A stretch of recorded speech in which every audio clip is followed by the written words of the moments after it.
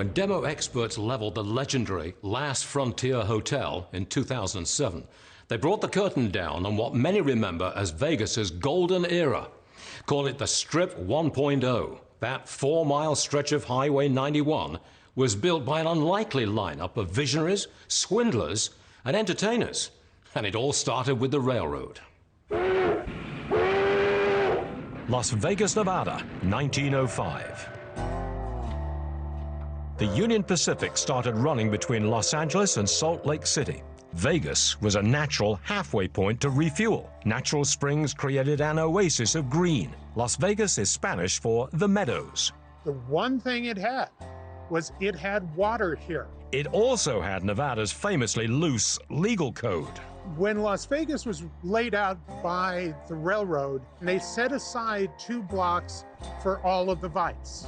And that's where all the gambling was, that's where all the bars were, that's where all the brothels were.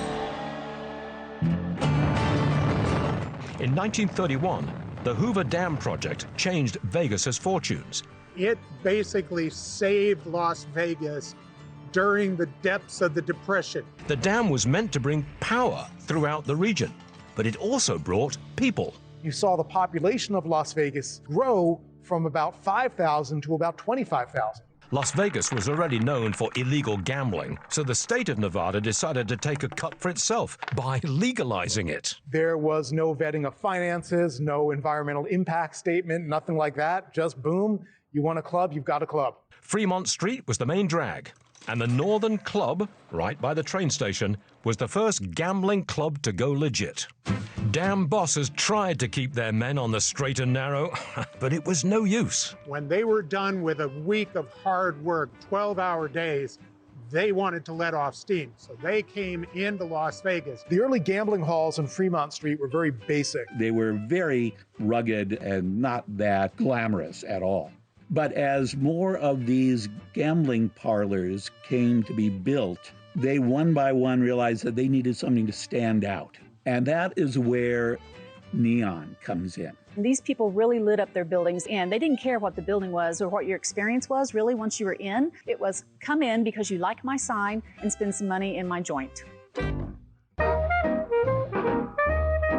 Once Prohibition ended, all bets were off, so to speak.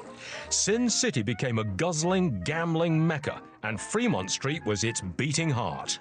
The city decided that they were going to take all the gaming and move it to Fremont Street. They wanted to control it. The main business of the town is gambling, perfectly legal under Nevada law. But operating a gambling joint on the tightly packed Fremont Street did not come cheap.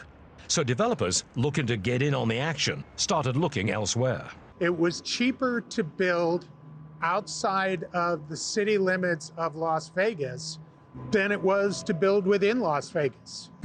One of those developers was hotel magnate Thomas Hull. The legend goes that one day he was driving to Las Vegas with a friend. His car broke down outside city limits, and he sat down in the car and watched the cars go by and said, you know what?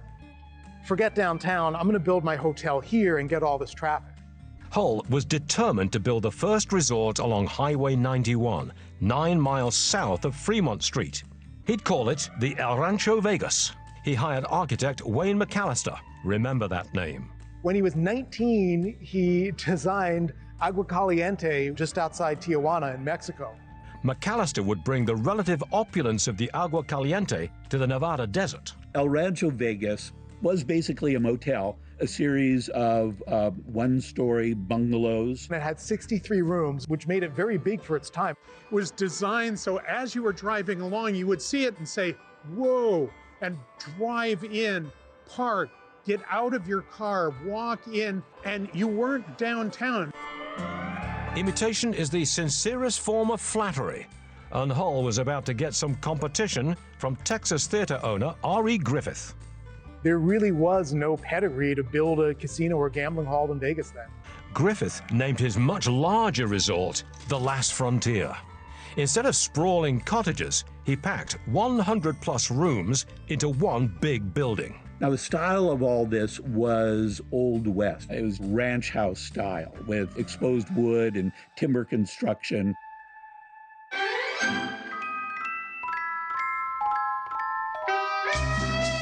two sawdust joints faced off against each other until a new player muscled up to the table.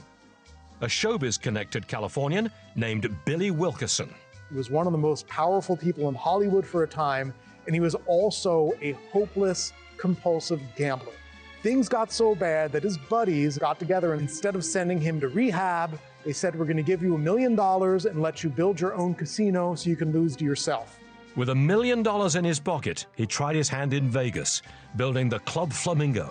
Unlike the Wild West cowboy style of El Rancho Vegas and The Last Frontier, Billy Wilkerson was going to bring the glamour of Hollywood to the Las Vegas Strip. And he had this vision that the Flamingo was going to be European elegance. It was going to be what came to be known as a carpet joint. It was going to be a much nicer place. But Wilkerson's bets were bigger than his bankroll. As you can imagine, giving somebody with a gambling problem about $1 million is not always the best move. Long before his carpet joint was ready to open, Wilkerson found himself in serious financial trouble. That's when a new type of investor saw an opportunity. Mobster Bugsy Siegel. This was not a guy to trifle with. This is not the kind of guy who wanted mad at you, and certainly not an ideal business partner. Siegel became an instant Vegas legend.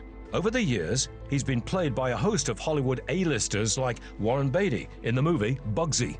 Did you think you could get away with it? Did you think you could steal from me?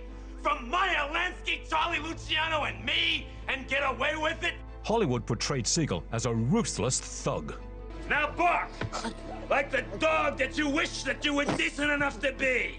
In reality, he was a ruthless businessman. His company was Murder Incorporated. Murder Inc., true to its name, was a group of people who would kill anybody, anywhere, for $200 and a plane ticket. Originally a Brooklyn gang, it is thought to have committed more than 100 cheap murders. Murder Inc.